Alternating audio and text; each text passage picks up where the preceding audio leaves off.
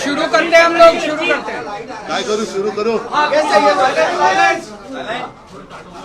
आज मुझे खुशी है, अरविंद जी आए हैं, मान साहब आए हैं, आपके राज्यसभा के मेंबर जी,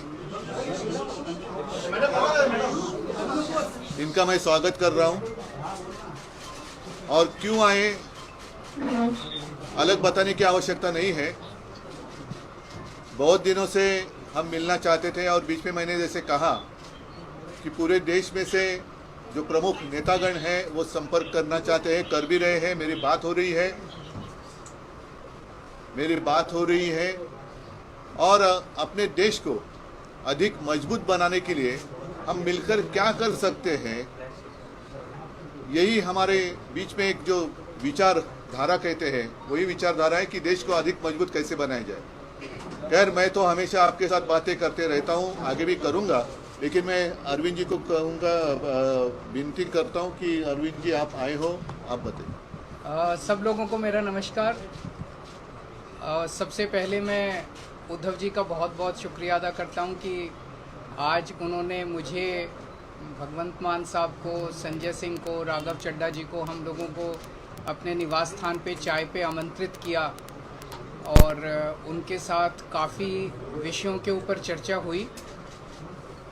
उद्धव जी से मिलने का मेरा बहुत दिनों से मन था।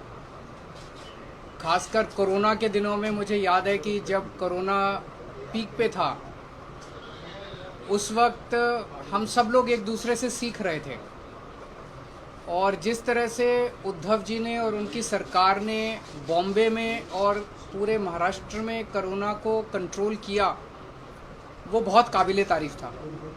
और मुझे ये कहने में बिल्कुल भी संकोच नहीं है कि हम दिल्ली के लोगों ने बॉम्बे से और महाराष्ट्र से बहुत कुछ सीखा। इनकी कई सारी प्रैक्टिसेस होती थी जो कि बहुत अच्छी थी, जिनको हम दिल्ली में अपनाते थे, दिल्ली में हम उसको लागू करते थे। सो बहुत दिनों से मेरी इच्छा थी इनसे व्यक्तिगत तौर पे मिलने की और आज मुझे व्यक्तिगत तौर पे इनसे मिलने का, पूरे परिवार, आदित्य जी से मिलने का, पूरे परिवार से मिलने का सौभाग्य प्राप्त हुआ। और हमने बहुत सारी चीज़ों के ऊपर चर्चा भी की। आज देश के जो हालात हैं उनके ऊपर हमने चर्चा की। आज देश का युवा जो है वो बेरोज़गारी से बुरी तरह से त्रस्त है। पढ़ लिख के लोगों को, बच्चों को नौकरी नहीं मिल रही है। बड़े बड़े उनसे वादे किए गए थे कि 2 करोड़ नौकरी देंगे, 4 करोड़ नौकरी देंगे, बच्चों को नौकरियां नहीं मिल रही हैं। और युवा जो है दर दर की ठोकरें खा रहा है। लोगों के घर का खर्चा नहीं चल रहा, इतनी महंगाई हो गई है, इतनी ज़्यादा महंगाई हो गई है कि लोगों को अपना आमदनी बढ़ नहीं रही है और लोगों का खर्चे बढ़ते जा रहे हैं, चीज़ें महंगी होती जा रही हैं।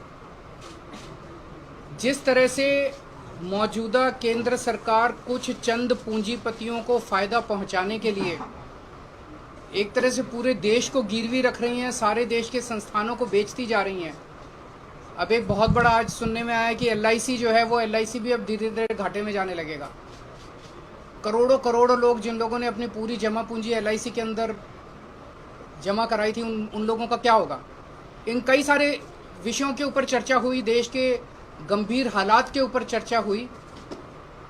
हमारा देश तभी आगे बढ़ेगा जब हम एक दूसरे से सीखेंगे। हमें एक दूसरे से लड़ना नहीं है, हमें एक दूसरे से सीखना है।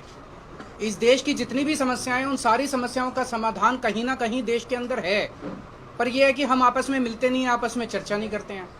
तो मुझे बहुत अच्छा है कि उद्धव जी से आज चर्चा हुई बहुत, और हम इसको अब आगे मिलते रहेंगे और इस रिश्ते को और आगे लेके जाएंगे।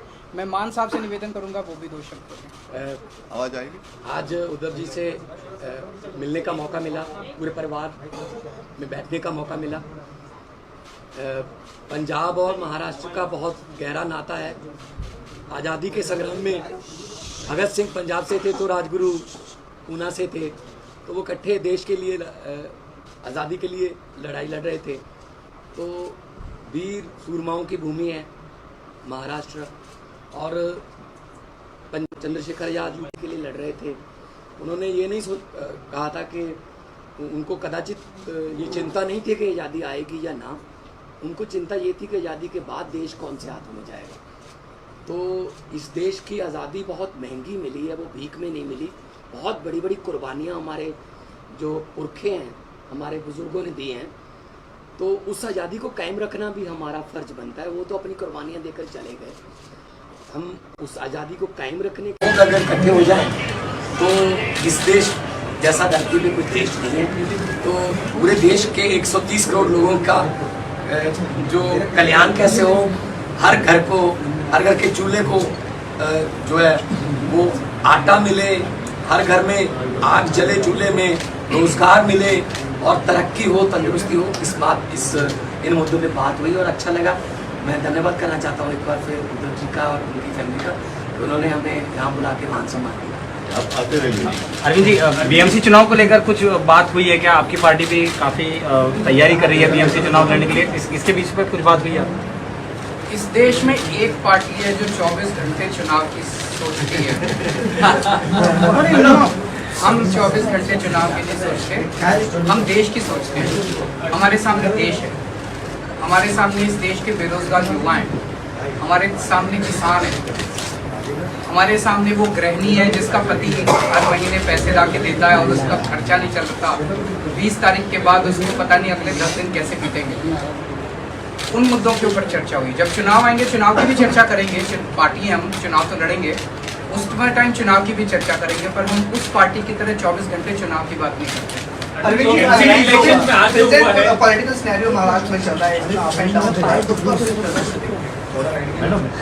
इसमें मैं एक ही चीज कहूंगा, अभी पिछले दिनों जो कुछ घटनाक्रम घटा, उद्धव जी की पार्टी की चोरी हो गई, उनका सिंबल चोरी हो गया, उनका नाम चोरी हो गया, उनका सारा जो था वो सब चोरी करके ले गए। और मैं एक ही चीज़ कहना चाहता हूँ, इनके पिताजी शेर थे और ये शेर के बेटे हैं, तो पूरा महाराष्ट्र इनके साथ है और मैं पूरी उम्मीद करता हूँ कि सुप्रीम कोर्ट से इनको न्याय भी मिलेगा। और मेरा अपना मानना है कि ये सारे आने वाले चुनाव जो हैं वो स्वीप करने जा रहे हैं उद्धव ठाकरे। तो सर आप क्या सोच रहे हैं कि आने वाले समय में अगर महाराष्ट्र में चुनाव लड़ते हैं तो उद्धव जी के साथ आप अलायंस करेंगे, वो क्या सोच रहे हैं? जब चुनाव आएगा आपको सारी बातें बताएंगे। इलेक्शन को लेकर के आज बहुत कॉलेज देखने को मिला है फिर से और कई लोग घायल भी हो गए, इस तरीके की खबर आई स्टैंडिंग कमेटी इलेक्शन। मैं क्या बताऊं, ये तो आप उनसे पूछिए। गुंडागर्दी के सिवा उनको कुछ काम नहीं आता। अगर वो इतना देश की जिम्मेदारी उन लोगों को दी हुई है, अगर वो देश के बारे में सोचें तो देश बहुत तरक्की कर सकता है। चारों तरफ गुंडागर्दी, चारों तरफ ये, इससे देश आगे नहीं बढ़ता। हम आपस में क्यों लड़ते हैं? हम आपस में इतनी गुंडागर्दी क्यों कर रहे हैं ये लोग? भाई जब दिल्ली की जनता ने 134 सीट हमको दी, 104 सीट उनको दी, तो मेयर तो हमारा ही बनना चाहिए। 2.5 महीने से मेयर ही नहीं बनाया, डिप्टी मेयर तो हमारा बनना चाहिए, स्टैंडिंग कमेटी तो हमारी होनी चाहिए, बना ही नहीं रहे, रोज लड़ते हैं। बताओ, मेयर का चुनाव कराने के लिए अगर हमें सुप्रीम कोर्ट जाना पड़ेगा तो ये तो दुख की बात है। अरविंद जी, एक सवाल ये था कि विपक्ष के नेता लगातार आरोप कर रहे हैं कि सेंट्रल एजेंसियों का इस्तेमाल किया जा रहा है। दिल्ली का सिनेरियो, महाराष्ट्र का सिनेरियो, इस विषय पे आपकी उद्धव जी से कुछ गंभीरता से डिस्कशन हुआ है? देखिए, कायर लोग इस्तेमाल करते हैं, ईडी और सीबीआई और ये सारी एजेंसीज का इस्तेमाल कौन करता है? कायर लोग करते हैं। करने दीजिए उनको, उन्हें हमसे डर लगता है तभी तो करते हैं। आपके घर ईडी नहीं आई, आपके घर सीबीआई नहीं आई, इनके घर आती है, मेरे घर आती है। परसों ये कह रहे हैं मनीष सिसोदिया को गिरफ्तार कर लें, हमें कोई फर्क नहीं पड़ता। जनता देख रही है, अंत पंत में सच्चाई की जीत होती है, झूठ झूठ होता है, सच्चाई की जीत होती है।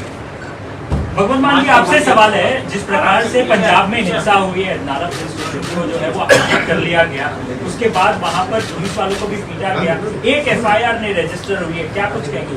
देखिए, आप लोगों के पास यहाँ गलत सूचनाएं हैं। लॉ एंड ऑर्डर पंजाब में कंट्रोल में है, पंजाब पुलिस सक्षम है और पंजाब का जो सोशल कॉन्टेक्ट है उसमें गोलियां भी चली 10 साल, बम भी फूटे, लेकिन पंजाब का जो भाईचारा है आपस में, वो लोग मिलकर रहना पसंद करते हैं। अमन शांति वाला हमारा स्टेट है और बहुत बड़ी बड़ी इंडस्ट्रीज अब वहाँ पे इन्वेस्ट करने लगी हैं, क्योंकि पहले किसी खास फैमिली के साथ एमओयू होता था, अब पंजाब के 3 करोड़ लोगों के साथ जो है वो एमओयू हो रहा है।